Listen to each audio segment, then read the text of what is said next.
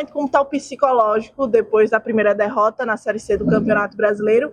E em relação ao Danilo Alves, ele teve mais ou menos 12 minutos contra o Botafogo da Paraíba, teve meia hora contra o Ituano. Se o senhor imagina ele como titular nas próximas partidas e a sua avaliação dele no último jogo, principalmente, que ele teve mais tempo em campo. É isso. Boa tarde. Foi uma semana de representação, conversa, pontuamos algumas situações sobre a primeira derrota, escutamos do elenco também, um posicionamento. Foi duro, né, você perder um jogo pelo o que foi construído durante a partida e da maneira que foi, né? No último minuto, a gente numa adversidade, mesmo jogando para fazer o 2-1, tomamos 2-1, buscamos 2-2, e com o escanteio para fazer o 3-2, você toma um revés e perde a partida. Não é fácil absorver naquele momento, mas daí a gente tem que ter cabeça fria de interpretar. Então você passa o domingo buscando respostas,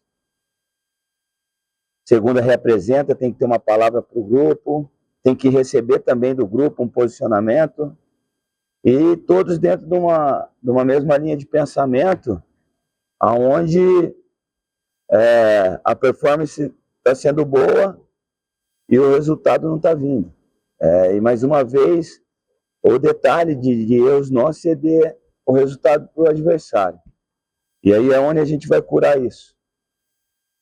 Treinamento, visualização dos vídeos, comportamento, parte mental. Não está faltando nada da parte da diretoria. Tudo certo. Da nossa parte, o que está faltando, o que é preciso pôr a mais para a gente buscar corrigir esses erros que vêm nos trazendo prejuízos, esses gols nos acréscimos. E a resposta foi elevar o nível de concentração, entender que a vitória está perto, pelo que vem jogando, continuar trabalhando com a mesma intensidade e saber que a margem de erro, ela praticamente zerou. Então, se a gente quiser buscar uma recuperação, ela tem que ser imediata, né? São 12 pontos disputados, 3, da meta ficou 4, né? Que é aquelas metas nossas a cada 4 jogos, mas estão todos cientes, né? Que se continuar trabalhando semana, jogando da maneira que está jogando, não tem como as coisas não acontecer. O duro se não tivesse trabalhando, se não tivesse atuando como vem atuando. Então, a vitória está mais perto. Então, foi esse tipo de conversa. Sobre o Danilo Alves, movimentou bem, deu uma mobilidade boa, naquilo que eu falei de às vezes eu ter o Alisson por dentro e usar ele para fora durante o jogo, me dá essa opção tática na partida. O Danilo vinha de desequilíbrios, problemas de muscular, não teve uma sequência grande desde a minha chegada. Aí, quando ia ter a opção da titularidade, o Alisson iniciou de titular porque o Danilo ficou fora por causa de uma indisposição. Aí eu coloquei o Alisson ali e achei interessante a movimentação do Alisson. E aí o Danilo ficou de fora daquele jogo que ele ia iniciar a titularidade. E a partir daí, desidratou, precisou recuperar e gradativamente ele praticamente perdeu 6 dias de trabalho devido à indisposição que ele teve. Então ele perde conteúdo. Então eu falei, eu vou voltar o Danilo gradativo. E foi isso que aconteceu e me agradou bastante a entrada dele no jogo. Me deu um jogador que faz o jogo apoiado, faz o jogo dessa primeira bola, ele sai bem da área para abrir espaço para Martins, o próprio Alisson, né? Eu achei bastante interessante. Boa tarde, professor. Boa tarde, Rodrigo. Com o complemento da rodada, né? Acabou que o ABC terminou a 4ª rodada na zona de rebaixamento, é o primeiro time que está ali abrindo aquela zona perigosa. Queria saber de que forma esse fato novo ele interfere psicologicamente na equipe, na comissão técnica, principalmente nos jogadores. É uma pergunta. E a outra é se o senhor estuda possibilidades de repente, ir para uma escalação diferente agora nessa partida, né? Foram 3 repetições nos últimos jogos. Se essa é uma situação que o senhor tem pensado em colocar em prática lá em Brusque. Eu acho que toda vez que você está ali na zona do vermelho, gera uma estabilidade, um externo que potencializa muito, começa a criar pânico. Mas quando o interno está bem equilibrado, não afeta. A distância está curta, o nono, 10º ali com 4 pontos, 5, Botafogo da Paraíba, alguns clubes que estão fora com 3, então está diferente do ano passado, né? Então uma vitória é um exemplo. Se a gente mantém o resultado, a gente está no G8. Perdeu, caiu para a zona de rebaixamento. Eu acho que vai ser muito assim, né? O que eu achei assim, a gente reclama muito do empate, né? Um empate em casa. É uma sensação da derrota. Mas se a gente acaba no 2-2, a gente estaria em 11º, 12º, o Ituano não teria abrido 7 pontos da gente. Acho que esse é o prejuízo maior, né? Então, entender isso, buscar recuperação, não distanciar desse pelotão da zona de classificatória. Isso vai ser muito a competição, assim, esse bloco intermediário, ele fica muito próximo de classificar entre os 8 e muito próximo de risco de queda. O exemplo do ABC ano passado. Se eles ganham da gente lá em João Pessoa, ele dava um passo para a classificação. Se não perde o pênalti contra o São José, era um passo também, né, de classificação. E, ao mesmo tempo, o risco do rebaixamento até a última rodada. Então, o mais interessante foi a meta, né, que foi proposta. Se a gente andar dentro daquele equilíbrio do 7, olha as equipes que estão com 7 pontos, elas estão na zona da classificação. A gente não pode fugir disso. E ali, esse bloco do Z4, se você vem de adversidade, jogando mal, com um grupo que não está trabalhando, não tem um desenho tático, não tem um comportamento, não tem uma entrega pela camisa, sabe? Aí te preocupa, né? Mas a partir do momento que você está vendo isso, você está vendo números, a gente teve 26 finalizações no jogo e não conseguiu o êxito da vitória. Duro, você perde um jogo de 3-2, você joga menos que o adversário dentro de casa, você não tem perspectiva nenhuma, né? Então a voz do grupo foi essa. Continuar batendo que a situação vai acontecer de forma positiva. Vamos olhar para cima, não para baixo. Então foi essa conversa que eu tive com o grupo. Boa tarde, professor Evaristo Pisa. Desculpa. E sobre a questão da mudança do time, um exemplo. Quando eu fui com o São Bernardo, eu fui numa plataforma diferente, uma equipe mais composta pela característica do jogo. E eu falei para eles, poderia dar uma sequência na equipe, tenho que entender o adversário, tenho que entender o campo sintético, a característica do Brusque, de um jogo de força, de contato, de disputa de primeira, de segunda bola, até porque o jogo lá, ele não dá para fazer um jogo tão construído, né, com a bola no chão. O gramado deixa a bola muito viva.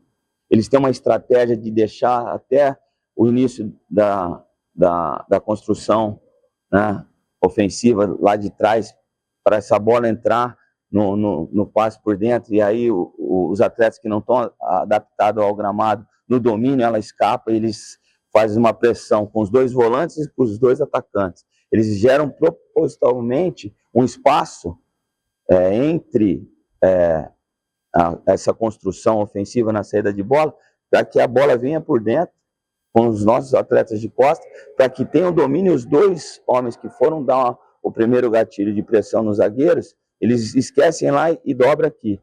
Uma pressão por trás e uma, né, pela frente. É uma estratégia. Então, é entender. Vamos construir? Não. Vamos brigar na primeira e na segunda lá no campo do adversário? Vamos, é isso, é isso.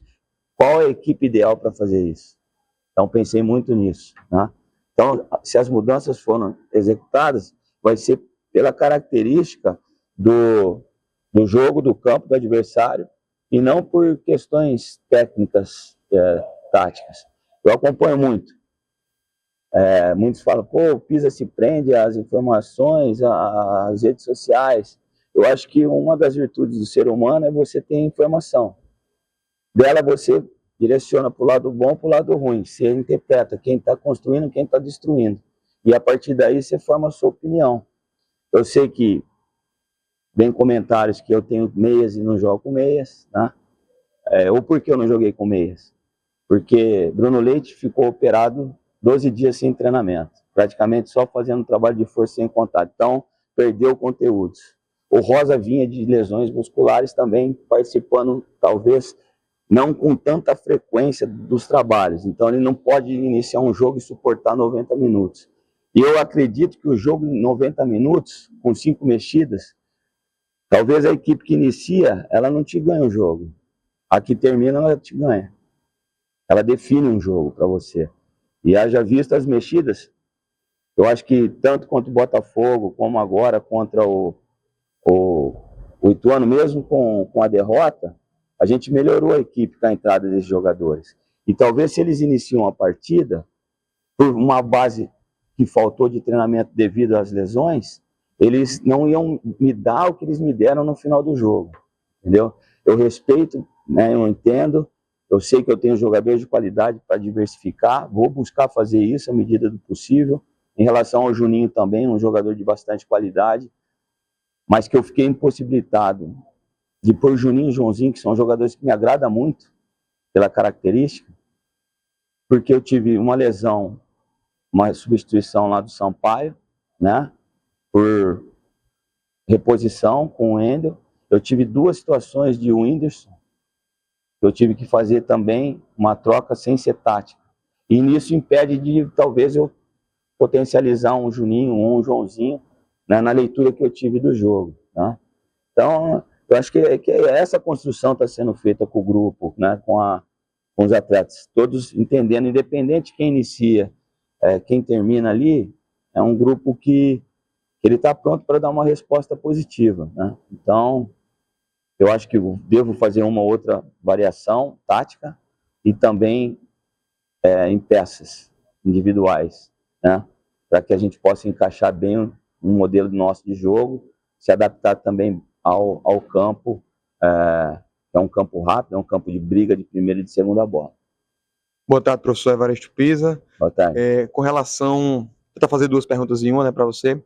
Primeira, com relação a 3 jogadores, né? O Henderson e o Manuel, que podem ser possibilidades de retornos. Como é que você tem trabalhado com esses 2 jogadores durante a semana, já pensando nesse confronto contra o Brusque? E o outro com relação ao Whindersson, né? O Whindersson que saiu lesionado, uma lesão de grau 1 na coxa esquerda.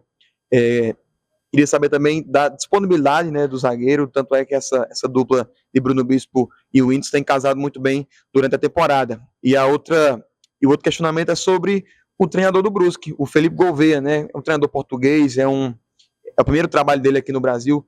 Não sei se você já enfrentou um treinador com essa característica, que vem do futebol europeu, passou por Santa Clara, Boa Vista, lá em Portugal, entre outros clubes também da Arábia. Se você tem analisado o trabalho do Felipe Gouveia também nessa passagem do Brusque. Sobre os jogadores, eles estão em transição, né? O Henderson e o Manuel já mais participando da parte prática. O Manuel acho que está até mais perto de um retorno e uma possibilidade de convocação para o jogo. O Henderson ainda essa semana de transição. O Whindersson, grau 1, a liberação só para o jogo contra o Anápolis. Em relação à característica do treinador português, assim, os números mostram, né? É uma equipe que está invicta 5 jogos, não toma gol há 5 jogos, fez 2 gols em 5 jogos, 2 gols de bola parada, escanteio. Um com o Biel, um com o Matheus Pivô. Tem uma estruturação muito equilibrada na parte tática, uma equipe sem bola, e os blocos muito próximos, tanto numa pressão alta como numa baixa, variando às vezes um 4-2-4 para um 4-1-4-1 na linha defensiva. Na linha ofensiva, momentos uma construção num 4-3-3, às vezes fazendo até um 3-6-1, tá? Entrando um dos volantes para a construção, abrindo muito os alas, né? O Matheus Pivô com o Alex Juan, espetando lá em cima, traz os beiradas Diego Matias e Guilherme Pira por dentro, deixando a referência do Álvaro centralizado. E Biel e Tomás fazendo essa construção dos meias e Mangabeira entrando para fazer essa construção com os zagueiros, né? Com o Alemão e com o Juan. Ele muda muito. Quando inicia essa construção com 3, é muita bola longa nos corredores, ofensivamente. Quando sai no 4-3-3, eles invertem o corredor, né, com a perna contrária de Diego Matias, trazendo para dentro, para a passagem do pivô, e o Gui Pira, que jogou comigo no Manaus, é muito bom jogador, traz muito também para o enfrentamento. Momentos quando abre o corredor contra a passagem, às vezes desenvolve lá, e pesa bem a área. Quando não, eles usam a referência do Álvaro como pivô para transferência de corredor. Então, tudo isso que eu passo para vocês, eu passo para os atletas. E busco neutralizá-los, né? E os jogos têm variações e têm comportamentos, né?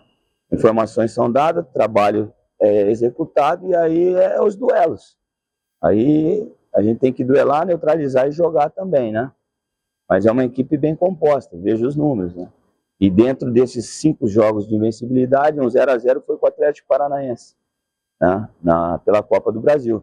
Então, o ABC tem que recuperar. Tem que recuperar. Só que vai sair num jogo difícil para a recuperação, num campo que a gente vai ter que ter uma adaptação com o adversário que tem esses números, né? 5 jogos sem tomar gol. Uma equipe consistente. E o que a gente vai fazer para quebrar isso? Manter acho que a performance nossa, ninguém está contestando, né? Tanto contra o São Bernardo quanto o Botafogo, vamos pensar nos 2 jogos fora de casa, com 2 equipes que são rotuladas à classificação, e o Brusque é mais uma. E nós vamos com o mesmo ímpeto e perfil do que nós somos nesses 2 jogos fora, independente da circunstância, entendeu? Que o Pisa está correndo risco, se não ganhar, capaz de mexer, é importante que isso aconteça. Eu vou tranquilo, cara, eu não vou fazer loucura nenhuma, me prender a isso, não vou meter 3 atacantes num jogo fora de casa, porque eu preciso. Não, eu vou equilibrado como eu estou sendo, e vou buscar o resultado como eu fui buscar em São Bernardo, como eu busquei contra o CSA, como eu busquei contra o Botafogo, e como eu busquei com o Ituano, no equilíbrio e na consciência, né? Eu acho que a pressão, ela vem de fora, não vem de dentro. Eu não me pressiono em nenhum momento. Eu busco, sim, ser consciente, sei da importância da resposta, da vitória, mas a vitória ela vai acontecer com naturalidade. As coisas vão acontecer, sim, com naturalidade. Já a bola entra, sabe? Tipo, os 2 pés que salvou em cima da linha, a bola do Rosa no travessão, às vezes a do Ituano bateu na travessão e entrou, a do Rosa bateu e saiu, entendeu? Então são coisas que a gente não controla, né? Tem coisas que a gente consegue controlar. O que eu controlo? O volume de treino, a carga do trabalho, as informações do adversário, como eu passo todos os jogos para vocês, eu passo para os atletas. Eu não vou para um jogo à toa, eu estudei o adversário, né? Então isso me dá segurança. E a resposta do grupo em campo também me dá a segurança de saber que eu vou fazer um bom jogo. Pisa, boa tarde. Boa tarde. Você falou sobre o desempenho, né, nas outras partidas fora de casa, que foi um bom desempenho na sua avaliação. Eu acho que é geral, né, essa avaliação de bom desempenho. Mas nas coletivas, né, já contra o jogo contra o CSA, depois no jogo passado contra o Ituano, você falou muito em detalhes. E nessa última resposta você voltou a elencar, né, esses detalhes, a bola do Rosa que bateu no travessão, um zagueiro que salva em cima da linha, enfim. Dentro disso tudo que você controla e dentro disso tudo que você enxerga como desempenho, a que é que você atribui esse fator que você não controla, né? O que é que está acontecendo para que esse desempenho não se reverta em resultado? Obrigado. Eu passei domingo inteiro tentando interpretar, pensando, acho que como todos os torcedores, base nossa da comissão técnica, os jogadores, né? É mental, é emocional, falta de concentração no momento final, tomar decisão, entendeu? É uma ação que tem que ser cirúrgica. Falei para eles assim, eu tenho certeza que a barreira não vai abrir nunca mais. Precisou tomar o gol para a gente ter esse procedimento. Então eles vão tomar bolada, eles vão... Não vai, porque aconteceu. Eu tenho certeza, se tiver uma outra situação igual para o Reis, ele vai ser expulso. Ele não vai temporizar, errar, ele já vai no cara. Às vezes a gente precisa perder para ganhar, né? E para a gente dar valor, muitas vezes, algo que aconteceu não vai acontecer mais, você aprende com os erros. Só que vai ter momentos agora que eu falei, a margem de erro é zero. Então não dá mais para errar. Então conversa, visualização, pontualidade de algumas ações, entender que melhorar a execução ofensiva, tá atacando, marcando, vai bater o escanteio, última bola, como que tá antes de bater? Olha para trás, está encaixado? Porque o Neto Berola estava entre Sampaio e Rosa. E ainda tinha o Reis na sobra. Aí um jogador numa ação individual, ele consegue fazer o gol, quebrando 2 marcadores na individualidade e um enfrentamento com o Felipe. O que aconteceu? A vontade de ganhar nos deu prejuízo, né? Aí, às vezes, escanteio ali, final de jogo, você não vai potencializar fazer o 3-2? Todo mundo, você não ia bater um escanteio curto ali para passar o tempo e você fazer um ponto. A gente estava num volume grande, a atmosfera da arquibancada querendo o terceiro gol. E os atletas dentro do jogo também. Aí vai a experiência. Até falei ontem com o Felipe. Falei, professor, talvez até da minha parte ter avisado, o Reis ter falado o que o Sampaio estava fazendo lá. Um exemplo. Porque se é 2 rebotes, o Sampaio em um, o Rosa em outro. Se é um rebote, o Rosa em um, 2 na cobertura. Será que se está os 2 aqui, mesmo que o Reis erre o combate, o Sampaio mais próximo, ele já está mais perto da cobertura, já mata o Neto ali? Não, daí o Sampaio teve que arrastar praticamente quase 100 metros de campo, que ele saiu da área adversária até o bico da nossa área, com 52 minutos, ainda chegou, só que aí tomou a decisão errada ali, escorregou, enfim. Então é isso, é muita conversa, mostrar, orientar e pedir para que eleve o nível de concentração. Eu acho que a resposta que eu busquei, assim, que é a concentração. O que é? Conversa, é pontualidade, é informação, é final do jogo, eu estar olhando aqui o gol, vamos fazer, e meu auxiliar olhando a defesa. Às vezes cabe também parcela de culpa para a gente também, né? Então, cuidar de tudo para que a gente não tenha mais prejuízos como vem ocorrendo.